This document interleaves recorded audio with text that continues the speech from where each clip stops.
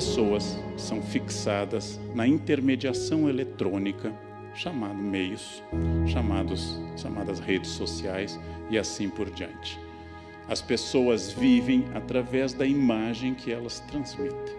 Eu não estou entrando naquela discussão que, quando eu era jovem, um autor da minha geração, Erich Fromm, dizia bastante: ter ou ser, publicar ou existir. Não é mais superficial quem publica mais fotos ou menos. Apenas talvez tenha mais tempo e seja mais carente. Mas a grande diferença está em que eu suponho que isto seja viver. Eu suponho que esta imagem seja eu. Como eu escrevi num artigo para o Estadão sobre a moça australiana que abandonou as redes depois de anos fotografando. E para fazer uma foto zen na beira da praia, ela passou horas e horas testando o melhor ângulo. O mundo líquido dissolveu fronteiras.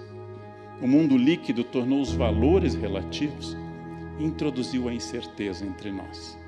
Ninguém mais tem muitas certezas. Ninguém mais tem uma clareza sobre as coisas. Ninguém mais consegue dizer assertivamente o que é certo e o que é errado. E a identidade de todas as pessoas, farmacêuticos inclusive, médicos, professores e advogados, ela se torna líquida também. Essas identidades eram claras no passado. O simples uso do guarda-pó, do jaleco, o simples uso de um avental caracterizava uma pessoa. Hoje tudo tem que ser conquistado. A identidade era dada. Como o meu clínico geral comenta, e eu lembro disso, há alguns anos levava-se o exame clínico fechado para o médico. Não era possível abri-lo. Hoje ele chega ao médico analisado pelo Dr. Google. Você chega lá e diz: doutor, eu estou com HDL. Aí o meu médico, o Dr. Jairo Idal, diz: e o que você recomenda nestes casos? Né? Porque as pessoas começaram, inclusive, a ler bula, extraordinário.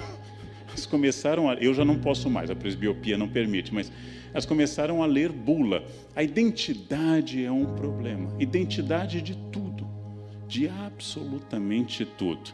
Essa identidade tem apenas uma questão que não mudou, mas se intensificou e com a qual nós medimos hoje a capacidade de uma pessoa, que é seu poder de consumo. Não há nada mais depressivo do que não poder consumir.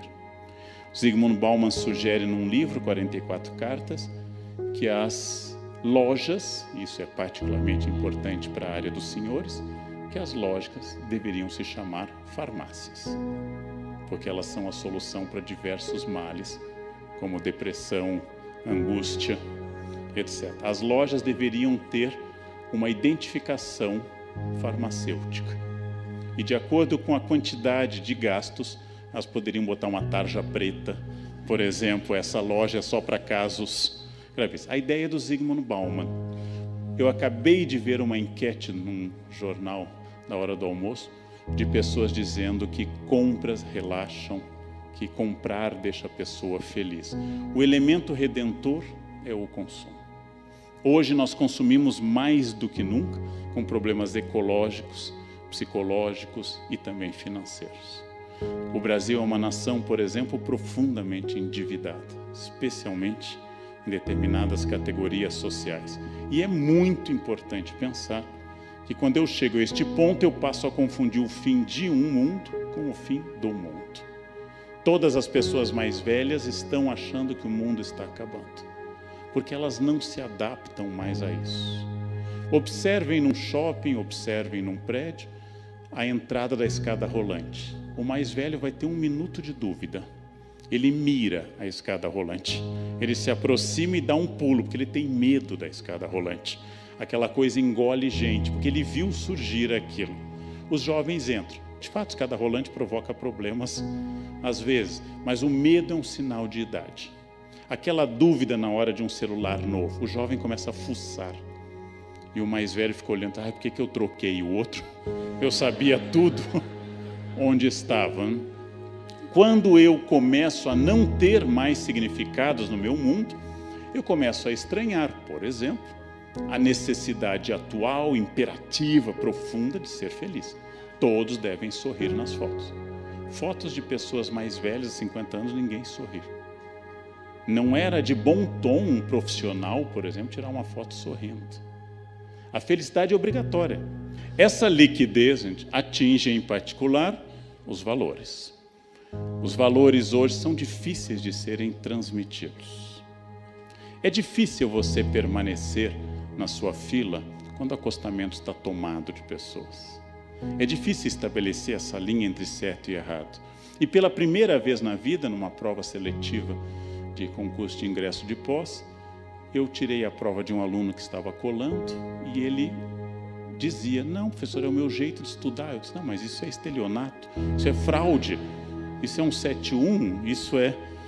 Dei uma série de... Não, eu sempre estudo assim com papel. Eu disse: não, mas isso é cola. Não, mas é o meu jeito. Não existe mais um valor de dizer simplesmente que se a prova é sem consulta, implica dizer sem consulta. E que ele está tomando uma vantagem sobre os outros. Ou seja, os valores não é simples. Os alunos colavam e sempre colaram. Sempre colaram. Mas há 50 anos, quando alguém era pego colando, ele sabia que tinha feito algo errado. Ele tinha raiva, porque ele foi pego num delito. E hoje é difícil dizer: sim, mas você vai fumar nesse lugar que é proibido? Ah, eu gosto. O meu querer se torna destruidor de todos os valores e é lógico que vai atingir em particular o campo mais delicado, o campo mais difícil da gente trabalhar, que é o campo da ética. A ética é uma das grandes discussões do Ocidente. Existe uma grande ética tratada por Platão e Aristóteles, por Spinoza, uma grande ética que trata as normas dos valores de conduta da sociedade, política e assim por diante. Existe uma simpaticíssima pequena ética, conhecida pelo seu nome mais curto, etiqueta. Etiqueta é muito simpática. Não se trata de frescura de garfo e faca. Isso é coisa de classe média em ascensão. Etiqueta trata em como eu não devo perturbar o espaço do outro. Por que eu não devo, por exemplo, falar alto na rua? Por que eu não devo transformar meu carro em trio elétrico?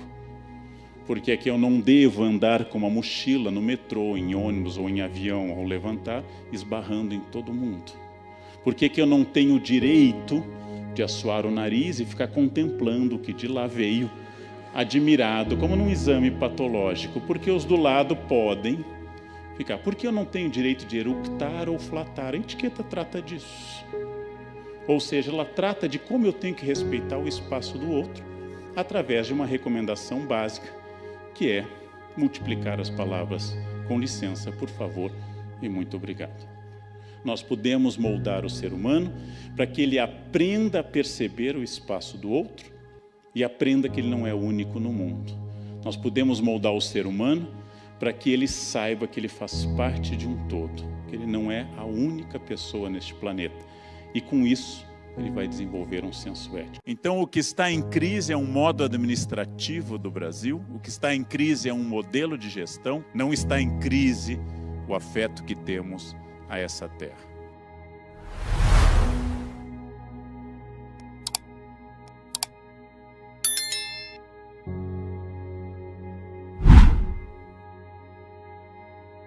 Há 30 anos, eu falava de ética para ambientes universitários.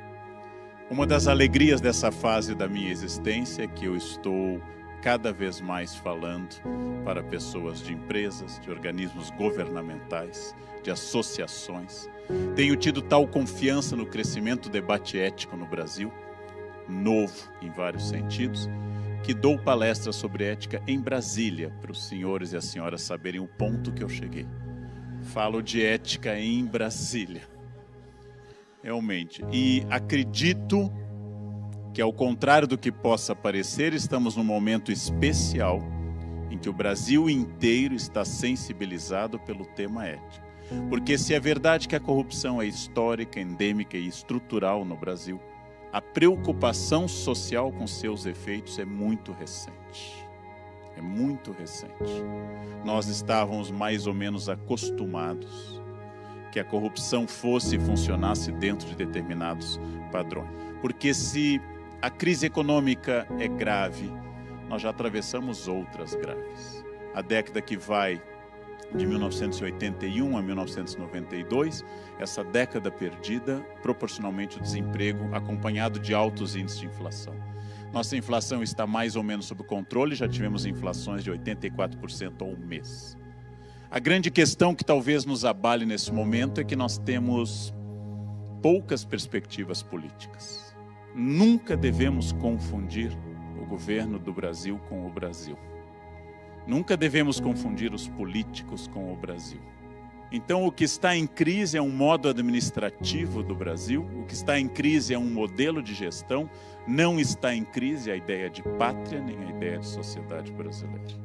Não está em crise o afeto que temos a essa terra. Como eu disse, não gosto do nacionalismo como provocador de guerras, não gosto do nacionalismo que me diga que eu sou superior a um francês ou a um paraguaio ou inferior a um americano.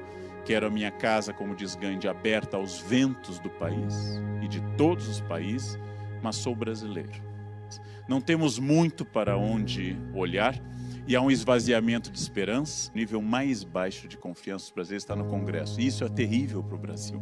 É terrível para nós, porque a política é a solução do problema. Os gregos consideravam que o exercício da administração da polis, a política, era a essência daquilo que Aristóteles, nos chamando de animais políticos, também lembrava que em grego a palavra para quem não se interessa por política, ela é surpreendente para nós, a palavra grega é idiota. Idiota é o ser que não se interessa por política. A política é essencial para nós, ela está presente em todos os lugares, e o atual isolamento estimulado por meios eletrônicos, por redes sociais, por aparelhos. Esse fato de que nós vamos nos isolando nos nossos aparelhos, ele é também perigoso, na medida que o individualismo nos faz crer como consciências autônomas. Vivemos em sociedade, somos zoon politikon, somos animais políticos. Vivemos em grupo, não somos isolados, somos pessoas que temos que achar uma solução em grupo. E essa solução, naturalmente, parte de comunicação. Ninguém mais ouve a ninguém, ninguém mais diz e o outro escuta. Como disse o repórter da época ao me entrevistar, nós temos um país hoje, a ideia dele não minha, onde nós começamos pela conclusão e não pelos argumentos. Ao classificar alguém de petralha ou coxinha, eu encerro qualquer argumentação e passo a dizer e a esquecer que no fundo, bem no fundo, lá no fundo, um petralha e um coxinha são brasileiros. Bem no fundo. E nós temos que entender que crise é um conceito passageiro, um termo médico grego da medicina hipocrática. Crise passa pela sua definição, porque se ela não passar, o paciente passa. A crise obriga a repensar estruturas políticas, sociais. A crise nos faz repensar um pacto que nós viemos mantendo de forma mais ou menos endêmica. A crise estimula que cada um de nós busque o melhor de si, porque é óbvio, qualquer um dirige na Bandeirantes num dia de céu azul como hoje, com 5 pistas, a melhor estrada do Brasil. Pouca gente dirige à noite numa estrada vicinal com caminhões num dia de chuva. É fundamental, gente, as crises passam. É bem provável que a crise econômica já tivesse passado se não fosse a instabilidade política. E talvez seja uma das demonstrações da força desse país extraordinário, apesar dos seus administradores, continua funcionando. Nada mais evidente de que a empresa é sólida do que ter administradores insanos e ela continua funcionando. E ela funciona porque as senhoras e os senhores, como eu, continuamos acordando cedo e cumprindo o nosso dever. Ela funciona porque, como se dizia sempre, eu devo amar ao país, mesmo quando ele não merece esse amor, especialmente quando ele não merece este amor. A Iena Hardy dizia, como pessimista, através de seu bordão, ó vida, ó céus, ó azar, que tudo poderia dar errado. E quem acompanhava seus desenhos lembra que tudo dava errado. Logo, ela não era histérica, ela era realista. Ela não inventava dramas, ela reconhecia a chance matemática desses dramas ocorrerem. E todas suas profecias de desgraças ocorriam. É preciso para planejar na minha empresa, no meu partido, na minha escola, no meu quartel, eu preciso de um pessimista. porque o pessimista traz a luz da realidade. O pessimista indica para todos que não dá para melhorar sempre 100%, que o fator humano é instável, que a conjuntura econômica é maleável. É preciso ter um pessimista na equipe, mas no máximo um, que é o que a gente aguenta. E como ele já existe sempre em qualquer equipe, não é necessário contratar.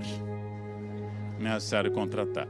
Mas ouçam aos pessimistas meu conselho, ouçam a todos os pessimistas que dizem cuidado, pode dar errado, cuidado, o mercado não é tão fácil, cuidado, as ordens vão ser mal interpretadas. E tudo isso é verdade.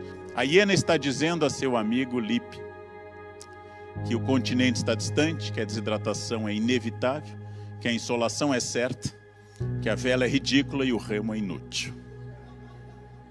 E em tudo a hiena está correta. Mas observem, senhoras e senhores, que como todo pessimista, ela não está fazendo sêmen algum, não dá para dizer de outra forma. E aqui uma indicação muito clara, gente. Temos que ter um pessimista na equipe, temos que ouvi-lo, temos que levar em conta os riscos. Mas para trabalhar, para resolver, temos que agradecer a presença dele, convidá-lo a se retirar e agir só com os otimistas. O Brasil foi feito por otimistas. Essa pátria cresceu com otimistas, com trabalhadores otimistas. O primeiro problema da ética, que é o imperativo categórico da necessidade e o imperativo do valor ético. O imperativo do valor ético é um imperativo abstrato e futuro. Nosso cérebro é treinado, segundo os neurocientistas, para o prazer imediato, que me leva a preferir a comida gordurosa, a comida saudável, que me leva a preferir o que me dá prazer agora do que me dá o prazer no futuro. Às vezes, imperativos são sociológicos. Eu vou fazer porque todo mundo faz. Às vezes são históricos. Eu vou fazer porque sempre foi assim. Às vezes são simplesmente individuais. Eu vou fazer porque aí eu me dou bem. Sejam sociológicos, históricos ou individuais, eles se tornam imperativos categóricos contra um valor abstrato. Em filosofia, diferente de moral, moral nos ensina a fazer o certo e o errado porque Deus determinou. Moral é do campo teológico, é uma das possibilidades de entender moral, mas não a única. Em filosofia eu tenho que entender porque algo é errado, mesmo que ninguém saiba. Moral é definido como o cartaz que estava no banheiro da minha escola no interior do Rio Grande do Sul. As freiras colocaram o cartaz "Deus te vê" no banheiro. A filosofia teria que responder o seguinte: por que algo é errado, mesmo que ninguém te veja ou ninguém te puna? Porque sua consciência é seu juiz e não outro elemento. E aí vem a ética. E como é complicado, moral é muito mais fácil de ensinar do que ética. Moral é anterior à ética, é mais antiga que ética. E provavelmente, segundo Lacan, mais duradoura. Mas a ética faz uma pergunta diferente. Aristóteles tem dezenas de livros, mas um ele decide dedicar ao filho. Ao invés dos outros livros chamados de nomes conceituais, política, retórica, tragédia, ele vai chamar Ética Nicômaco, o nome por coincidência do seu pai e do seu filho. Aristóteles, ao escrever a Ética para o filho, nos diz logo no início que a virtude ética é adquirida pelo hábito, ou seja, não nasce conosco, diferente de Platão. Logo ele nos diz: crianças são amorais, são aéticas. Crianças são máquinas de excretar e ingerir. A definição da falta de ética é a não percepção do outro. Cabe à sociedade, aos pais, cabe às autoridades, lentamente, professores, educadores, e mostrando aquele bebê que cresce, que ele não é sozinho no mundo. No momento que eu digo que eu só quero agradar a meu filho e meu aluno, no momento que eu não entendo que a punição e o limite, dentro do que nós concebemos possível de punição, que hoje exclui a punição física, no momento que eu entendo que eu tenho que ensinar limites, eu entendo que a ética pode e deve ser ensinada através de limites que as pessoas não têm por natureza.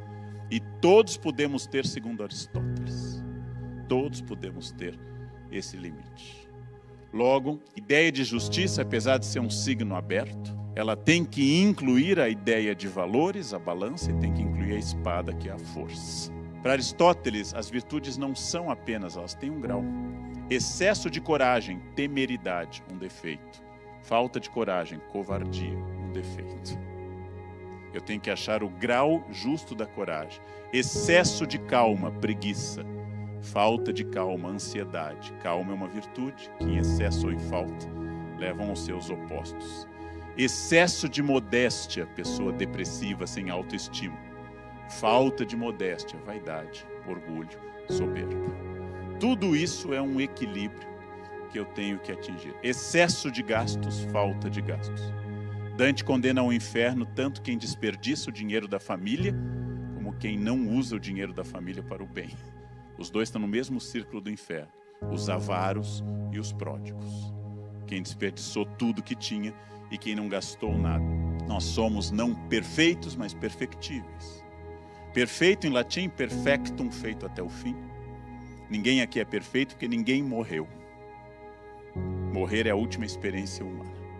A crença aristotélica é que eu posso ser moldado, posso crescer. Não existe, Aristóteles não diz isso, mas não existe a síndrome de Gabriela, cravo e canela. Eu nasci assim. Eu sou sempre assim. Gabriela, não existe isso para Aristóteles. Cada um de nós tem uma luta interna para produzir esse senso ético. Cada um de nós tem defeitos e qualidades e eu tenho que tornar meu caráter perfectível. E acima de tudo, um dos campos da ética é a inclusão do meu eu na explicação. Ou sintetizando na forma que minha mãe, de origem alemã, dizia: tudo que começa com eu é problema seu. Uma característica brasileira é excluir seu eu da resposta. O brasileiro não sabe votar. Frase comum. Então você ou não é brasileiro ou você sabe votar. O brasileiro é atrasado. Ou você é pontual ou você é estrangeiro. Você engordou? Não, foi tireoide. Eu tenho tireoide. Todo mundo tem tireoide, gente. Uns com hipertireoidismo, outros com hipotireoidismo. Dê capim para essa tireoide, corra na esteira. Você vai ver que toda tireoide reage da mesma forma. Há problema em ser magro ou gordo? Nenhum, não há nenhum problema ético nisso. O problema que eu estou citando não é a forma do corpo, mas a inclusão do meu eu nisso. Você engordou? Sim, porque eu caio de boca no quindim. Pronto, tranquilo, tranquilo, sem problema nenhum. Eu estou trazendo à tona a responsabilidade. Uma vida sem ética multiplica os problemas. Como eu digo a um aluno que cola, o tempo que você levou fazendo essa cola é maior do que se tivesse lido o texto. Porque você não segue o caminho reto de ler o texto. Um homem ético é o homem que está no banho, toca o celular e diz à esposa: atende. Olha que homem. Que homem, gente. Seus amigos estão mandando fotos, ela diz: veja o que é, devem ser bromélias, devem ser coisas do gênero. Não é mais fácil seguir o caminho reto? Não é mais fácil dizer a verdade? Não é mais fácil não trair?